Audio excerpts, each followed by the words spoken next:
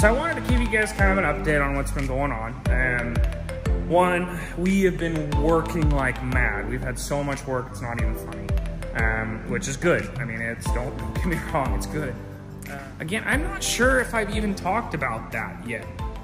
I'm kind of, well, not really surprised, but kind of surprised. We'll get to that later when we have more time.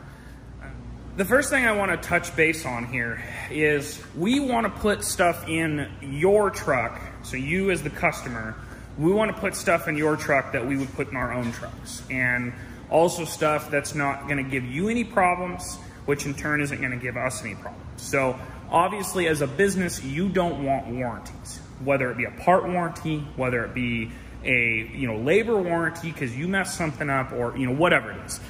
Warranties aren't good for business. They're in tons of different ways. Like, you put a part in a customer's truck and you have a warranty issue with it. Some customers are just, okay, they understand. But when you have consistent issues with the same part, it's hard to understand that as a customer. And I understand that. I get that. So what we've had an issue with, and guys, please, like, if you have one of these trucks and you've had this issue with this specific part, leave a comment in the comment section and let me know what your experience was. This isn't the first one we've had these issues with. This is the third or fourth one, I think. So this specific part, and I'm not trying to call them out, I'm not trying to talk poorly on them, nothing like that, because literally every other one that we've ever had has been great. Like, no issues, perfect, works amazing, better than anything else. Just these, for these trucks, are the only ones we've ever had an issue with. What I'm talking about is steering boxes. It's the steering box from Redhead. They're a great company. They are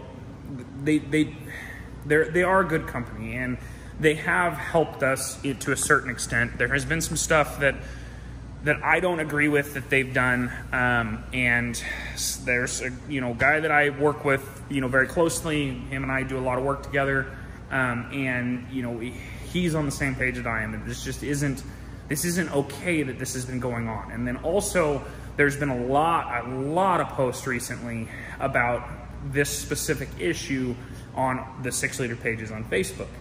And basically what's happening is, so specifically the 05 to 07 Super Duties. So what happened, and this has been pretty much what's happened on all of them. So this specific truck, literally there was nothing at all wrong with the power steering system other than the box had some wear in it. So the box was worn.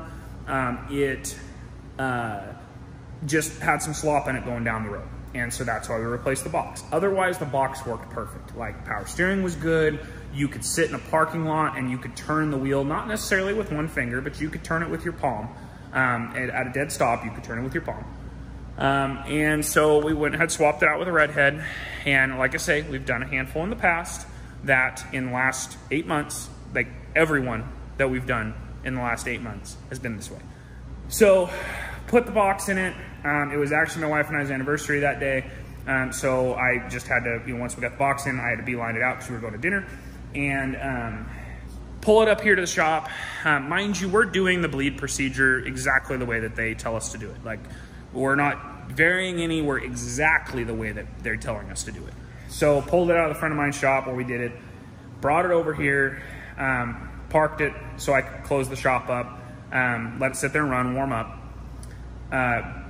Steering all worked good, pulling it out of the shop, nice and smooth and easy, and could turn it really good at dead stop, no issues at all, like no issues.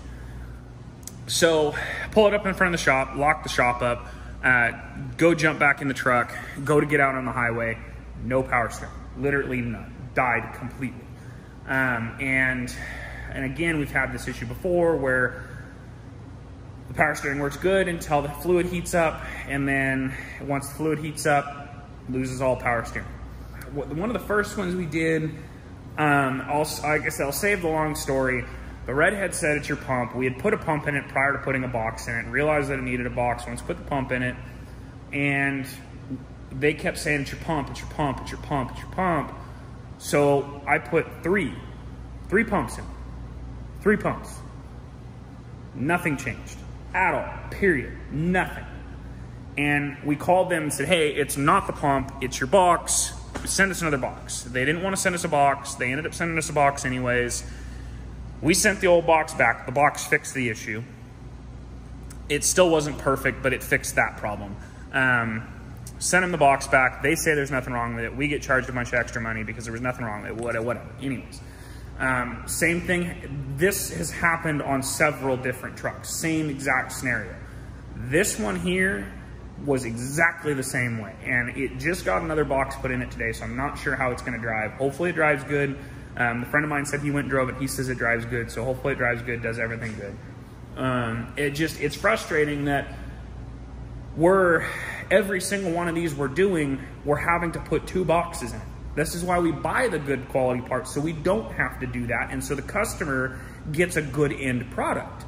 When you can't trust that the product you're putting, I mean, what are we supposed to do? Just order 2 boxes right off the bat and plan that we're gonna put another box in it? That's not right, you know? So hopefully, like I say, if anybody out there that's watching this has had any issues with this specific box, you know, leave a comment. Let me know what your experience was. Like I say, every other one that I've ever gotten, for anything else besides this, I've got another friend, he's got a 415 F-250, and we just put a Redhead box in his truck. Works amazing. I mean, absolutely amazing. Perfect. Better than you can ask.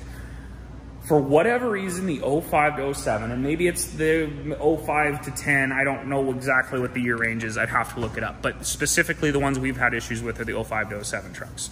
Anyway, so moving on from that, I just kind of wanted to not necessarily rant a little bit, but kind of, you know, maybe if you're watching this and you're planning on putting a Redhead box in your truck, you know, there are some people talking about you can swap 11 and up boxes into these trucks.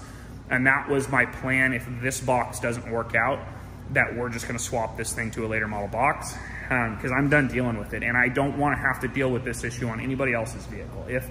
If we can't get Redhead to figure out whatever it is that's causing this issue, I don't want to buy any more of these boxes for this year. I'll buy Redhead boxes, I'm just not buying them for 05 to 07s. I'd rather just figure out how to convert them to a later model box and be done with it, because like I say, his box and his 15 works amazing. Went in the truck, works great, no issues. So anyways, moving on, I'll show you what we got done tonight.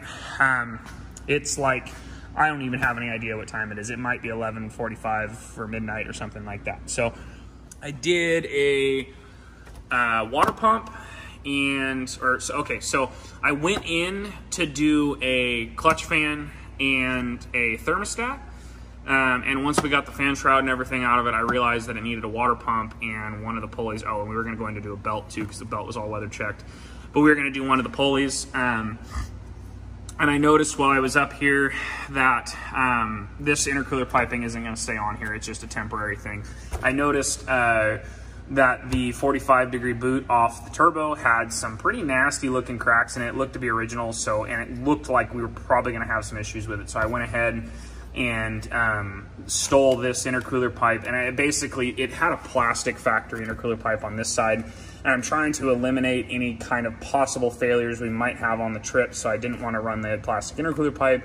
So I figured, well, if I'm going to take this pipe, steal it off another truck, that I might as well just take both pipes instead of taking that boot off of, you know, this pipe and putting it on the other pipe. I'll just take both of them off. I'll either order a whole piping kit, or I'll just order a steel replacement for this one, and then order a new boot for the stock pipe for that side. Other than that, basically, this intake is actually for the truck that these go on. It's another project that I've got out in the parking lot, and I checked the air filter that was in this thing, and it was pretty packed full of dirt and nasty. And I had a couple of other used ones laying around, air filters, that is, stock ones, and those ones weren't much better than the one that was in it. And I really don't want to buy, not that it's that big of a deal, but I didn't really want to buy a new air filter because I'm going to put an aftermarket air filter on this. I'm not 100% sure what I'm going to do yet. It'll probably be an S&B, but I'm not sure. So I didn't want to go buy a new air filter. Not only that, but I realized it was dirty at 10:30 at night. So it's not like I can go to the auto parts store and get one. And I kind of want to be done with this tonight. The only thing that I'm going to do tomorrow, I'm going to try to do, because of how long this trip is, and you know, we're going to be driving a lot, running a lot of miles. I want to put a coolant filter on it so we can try and start to get some of the dirt and nastiness filtered out of the cooling system. The oil does run a little bit on the hot side. It's not on the concerning side, you know, 10 to 12 degrees warmer, which is on the hot side, but it's not horrible. So hopefully it'll be okay for the trip. I think it will be. But my point to that was I wanted to get a coolant filter on it so that way we can start filtering out all the debris and crap that's in the cooling system now, so that way we don't contaminate a new oil cooler. So I'll probably end up throwing that on there tomorrow. It doesn't take long, but anyway, so I wanted to get everything, for the most part, everything done tonight, so I don't have to worry about it tomorrow, because there are some things that I need to do, not necessarily need to do, but I am going to try to do. I've got a sub and an amp over here that I'm going to try to get thrown in the thing, which again, that may or may not happen. I don't know how much I care. I mean, it would be nice to have it for the trip, but at the same time, I'm not that worried about it if we don't get it in there, because it does have a Bluetooth stereo in it, so at least we can listen to something besides the radio. But anyway, so I wanted to try and get that thrown in there, or get that done so I don't have to worry about it. I think this is actually, I think that's it. It doesn't look that bad, but I took it out here and just barely touched the asphalt with it, and that whole, I don't know if you guys can see it. No, you can't really see it. There's a whole pile of dirt right there, and I just barely touched it on the ground. So I am going to try and wash it before we go tomorrow, so that's kind of on my list of things to do. I've got a tote up here on the shelf, and I really don't want to do this, but I don't think there's really a better, I don't want our stuff to go anywhere. And so my plan was to, as little as I want to, drill a couple of holes in the bed floor and bolt that thing to the bed floor, so we can kind of have some storage in the bed. I'll probably put it up here towards the front, and the only reason I want to do that is, one, for water drainage for later on when the tote's back out of the truck, but also because I will have a toolbox in this thing at some point, so you won't be able to see those holes. I am waiting on my headache rack still, just like everybody else. ProTech is out a little ways, so, but you wait for the good quality stuff. So, anyways, that's kind of it. Not much else to say. I think we will try and kind of record some of our trip and what we're seeing and what we're doing, and if anybody cares about that, I guess, I don't know, but if you want to watch it, you can watch it. If not, then don't. I don't know. I am going to go ahead and wrap this up here and go home because I'm tired and it's late. It's Friday night. We've got a lot of stuff to do tomorrow to get ready for the trip. We're leaving on Sunday morning. I'm going to try and leave early, so because we're going to try and make it from here. So we're in Newberg, Oregon, and we're going to try and make it to what's the name of the town?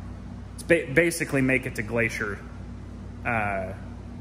just outside Glacier National Park by Sunday night. And it's doable. It's a decent amount of time. So anyways, guys, that's it. But anyways, I'm going to get out of here. So we'll see you guys on the next one.